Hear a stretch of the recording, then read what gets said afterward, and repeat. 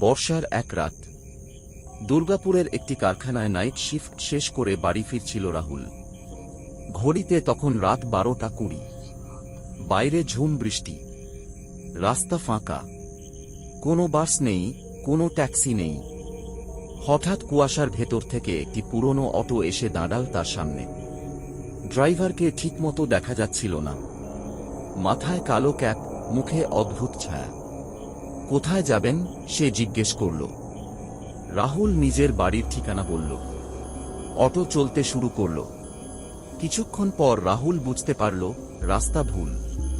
সে এই পথ আগে কখনো দেখেনি। চারপাশে শুধু অন্ধকার আর গাছ। ভাই, এদিকে কেন যাচ্ছেন? রাহুল জিজ্ঞেস করল। ড্রাইভার কোনো উত্তর দিল না। হঠাৎ রাহুল রিয়ার ভিউ মিররে তাকিয়ে জমে গেল। তার পিছনের সিটে বসে আছে এক বৃদ্ধা মহিলা।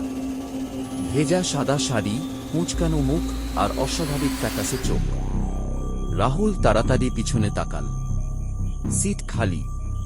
আবার মিররে তাকাতেই বৃদ্ধা হাসল। ভয় পাচ্ছ নাকি? রাহুলের শরীর ঠান্ডা হয়ে গেল। ঠিক তখনই অটো থেমে গেল।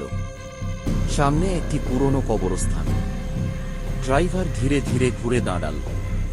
রাহুল দেখল ড্রাইভারের চোখ দুটো সম্পূর্ণ সাদা। নেমে যান, সে বলল। কেন? এটা তো আমার বাড়ি নয়। ড্রাইভার মুচকি হাসল। আজ থেকে এটাই আপনার বাড়ি।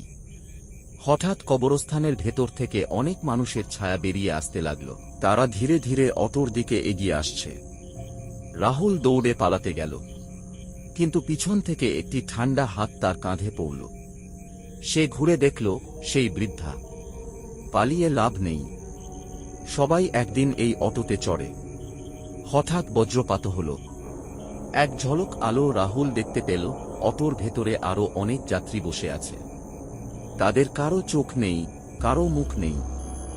সবাই তার দিকে তাকিয়ে আছে। রাহুল চিৎকার করে উঠল। তারপর সব অন্ধকার। পরদিন সকালে গ্রামের মানুষ রাস্তার পাশে অচেতন অবস্থায় তাকে খুঁজে পেল।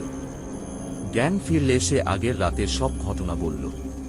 এক বৃদ্ধ তখন জানালেন, বহু বছর আগে ওই রাস্তায় একটি অটো দুর্ঘটনায় ড্রাইভার ও যাত্রীরা মারা গিয়েছিল। তারপর থেকেই মাঝরাতে সেই অটো দেখা যায়। যারা তাতে ওঠে তারা সবাই ফিরে আসে না। আর আজও নাকি বর্ষার রাতে দূরে কোথাও অটোর হর্ন শোনা যায়, কিন্তু কাছে গেলে দেখা যায় সেখানে কোনো অটো নেই। শেষ।